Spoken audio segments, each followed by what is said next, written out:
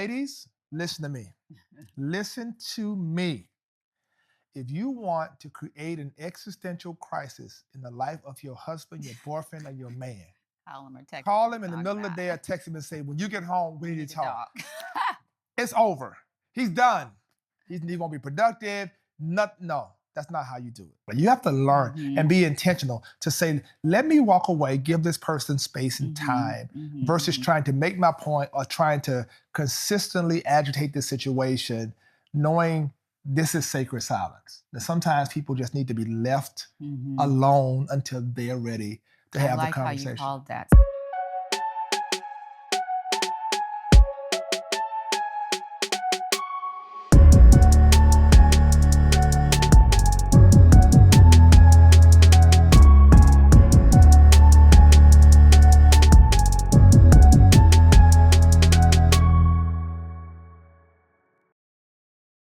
Well, hey, I'm Bishop. And I'm Dr. Steph. Thank you so much for tuning in to another edition of Couple of Destiny, our life, Our journey, our truth. We're so excited to have you connected once again. It means so much to us every single week to pour into your life. And we're so thankful and grateful for all of you that support this channel. You really do Yes, bless thank us. you. We hear the comments. And again, we cannot reiterate how much it means to us to have this community continue to grow and grow and grow. I see great things in our future together. And we're excited about what we believe God is doing in this space. And make sure you like, make sure you comment. Make sure you subscribe and share with your friends and family. Please do that. And that means a lot. Subscribe. Let's build this community because you know someone who can benefit from what you receive in this space today. So we're excited. Make sure you follow Dr. Steph at Dr. Steph Walker out there on Instagram. Follow me at Joseph Walker 3 and to get our books and content, all the great things. We have a wonderful book, Couple of Destiny.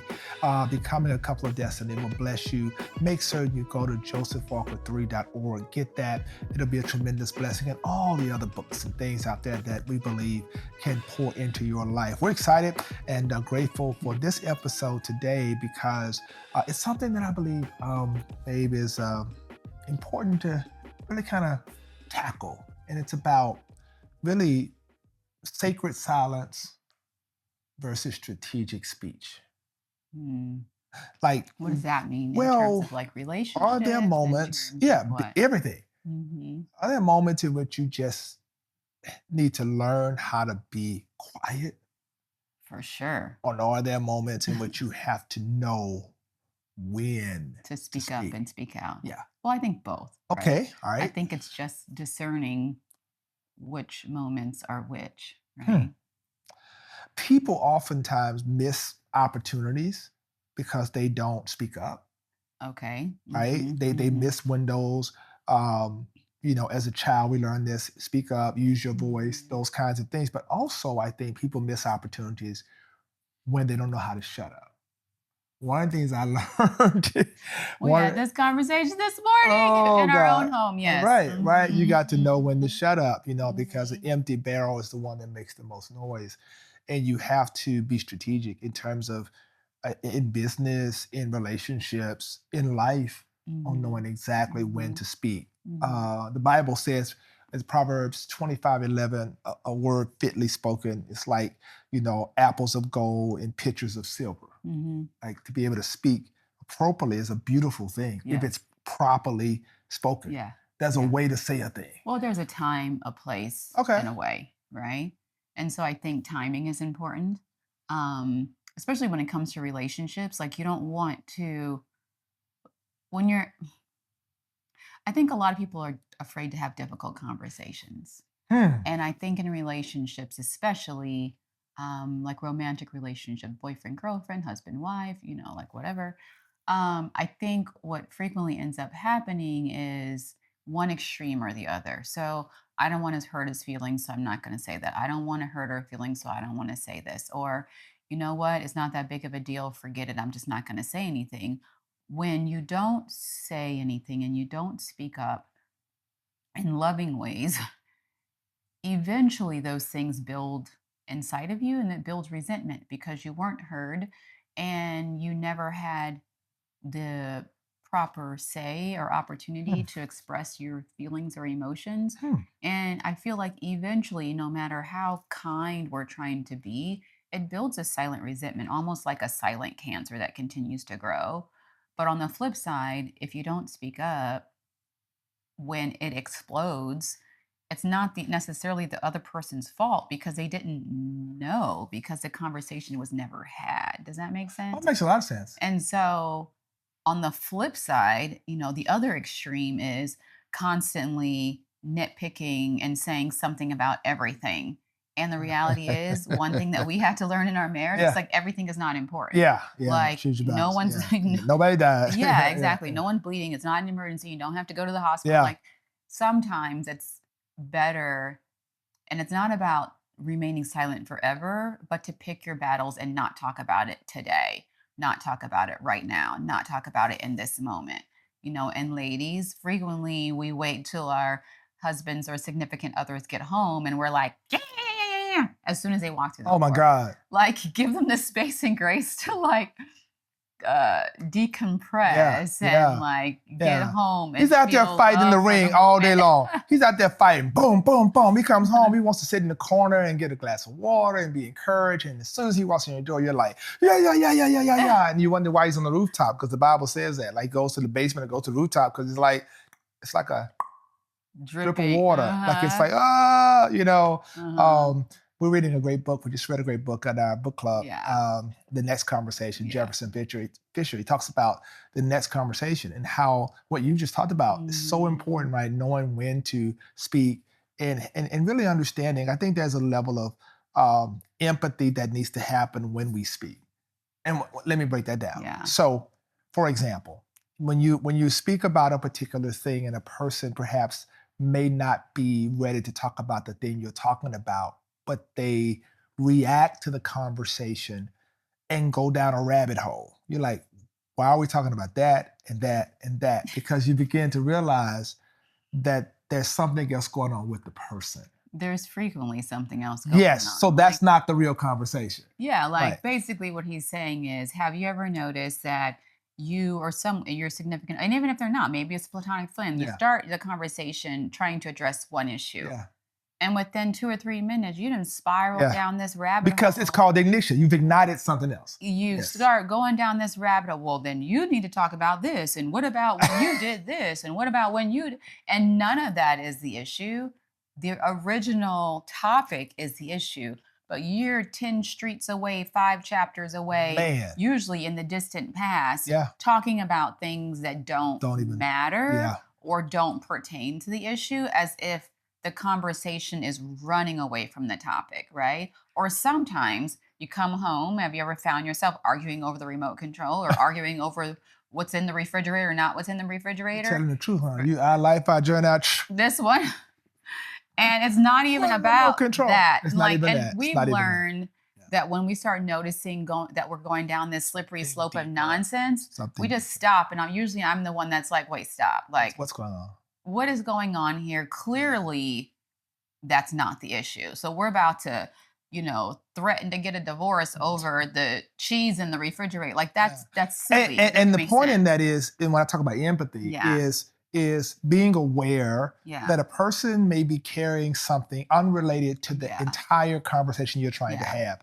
They could have had a significant life event Yeah. at their job. They could Mhm. have a historical issue of grief that has Mhm. resurfaced. Yeah. They could have a variety of different things they're dealing with some decisions they have to make or betrayal or things they've gone through, and they package that up inside and they come home and the first thing they hear is, you need to do this, we need to talk. And it's like, and so I And it think becomes an explosive moment, but ignition. it has nothing to do with the actual conversation or the moment. It's whatever that person is carrying. And so that's why it's so important that when you notice these patterns, Yeah. it's important to pause and say, wait, time out. Like, what's really going on? Yeah.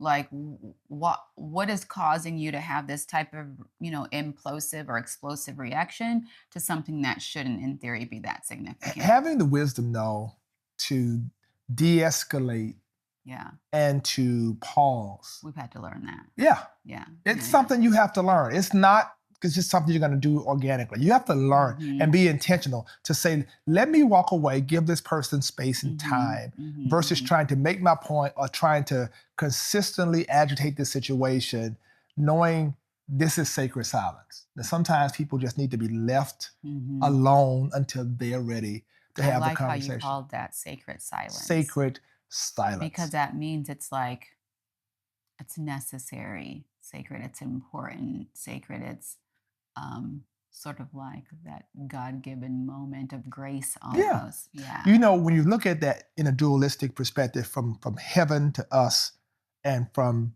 us to us, Hmm. sacred silence does not negate presence. What Mm. makes sacred silence possible is Hmm. that I am present. Can I be present and still silent? Because to be Hmm. absent in silence is a That's whole different, different. it's a whole different, right? That God sometimes is silent, but I know he's there. Uh-huh. I'm silent, but you know I'm home. You're silent, I Hmm. know you're home. I know Hmm. you're present. I know you Hmm. care. You're walking around, you're looking at me, you may not be saying, what's wrong, you okay? Because that'll get on your nerves too. What's wrong? But What's at wrong? least you know I'm available when you're ready. And that's the point. Like be present, but learn how to be silent.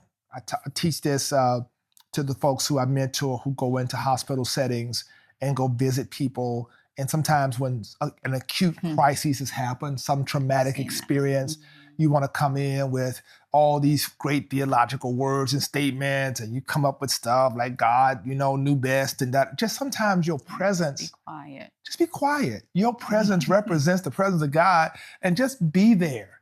Just holding hand, just Mhm. tapping shoulder, and that's what we've learned how to Yeah. do Be a good over time. listener. Be a good listener, Hmm. because I think silence and listen have the same letters as most of them, right? So, Right. right, so that's important, right? But let's talk about how you craft the conversation, though. Like what kind of conversation? Well, the tough ones. How do you say it in a way that's non-threatening? How do you disarm a person's defenses and able to really have those necessary So they don't conversations? like shut down They as don't soon shut as down you like because, try yeah, to have. because let me tell you something, ladies, listen to me. Listen to me. If you want to create an existential crisis in the life of your husband, your boyfriend, or your man, Call them or text them call and him in the talk middle of the about day or it. text him and say, when you get home, we We need need to to talk. talk. It's over. He's done. He won't be productive. No, that's not how you do it. Okay. So it's being able to really have the conversation in such a way that's engaging. And And provides a safe environment to yes, actually have the conversation because that you you need to said have. this. If you once you violate that safe space, Hmm. they will never open up again. It's difficult to It's open up. difficult. It's And hard. what he's referring to is like, you know, sometimes you're forced to have difficult conversations and you end up asking questions that you want to know the answer to, but you kind of don't want to know the answer to. But it's important in terms of the connectedness of Right. your relationship. Is that Right. even a word? Connectedness, like Yeah. whatever. But like for you guys to be able to operate in honesty and truth together and move forward, right? And so you have to be very careful. Don't ask questions that you don't want the answers to, right? So if you're not mentally and emotionally prepared to receive an answer that you don't necessarily want to hear, don't ask the question, Right. right? Because if you're asking for honesty and truth, you just might get it. And then if you open up and create this space for honesty and truth, and then you get it, and your response is explosive, right? Yeah. Then what are the chances of that person continuing to operate in honesty and truth? Right? It's like a trauma impact, right? A trauma effect, a trauma response. So the next time you're like, oh, I'm ready. Let's have this conversation so we can move on. Da da da. Like, what are the chances of them now being honest? Zero. Yeah. Because the last time you responded in such an explosive way that now they know better, almost. You know what I mean? And so just being mindful Yeah. that difficult conversations require a different kind of posture There it is. There it and is. receptivity. There it is. It's not about not being emotional. It's not about not having a response or not being able Correct. to feel angry or upset or what Correct. have you, or Correct. disappointed rather.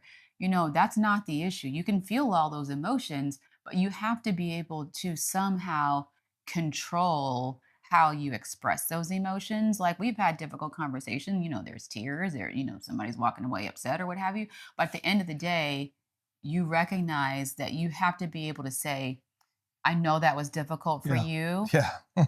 I don't appreciate it in terms of what you said, but I do appreciate the fact that you trusted me enough and you trust our marriage That's and good. this space enough That's good. to be honest. That's good. And to me, that's the most important thing. The fact that you feel safe enough to To be be honest. honest. Yeah. Now we can move forward, Naked, right? naked and not ashamed. Naked and not ashamed. One Yeah. of one of the things Bishop Paul Morton taught me was perception unchallenged Is becomes reality. truth for some people. Like Yeah. if you have a perception about something Hmm. and you don't challenge that perception, you Yeah. walk with this truth in your mind and you start Hmm. telling yourself a story in your head, right? And It you just start, grows it and grows, grows and right? It grows. grows. Joseph Nagalvin's book, I just referenced that a couple of Sundays ago, um, about, how we think, and it's a powerful book on thinking and don't believe everything you think is the book and how we think about thinking. And sometimes when those assumptions continue to go in our head, we make that thought our truth without actually challenging it. And so you live with that assumption and you're like, Mhm, this person, you don't care, you don't want to be here, you this or mhm. that, or this or And that. that kinda happens in all In all every all walk of life. levels of Yeah, yeah, relationship, yeah. like Friendships. platonic Yeah, yeah, relationships, yeah. romantic relationships. Like, have you ever had a situation where a friend just completely disassociated or started to go left field?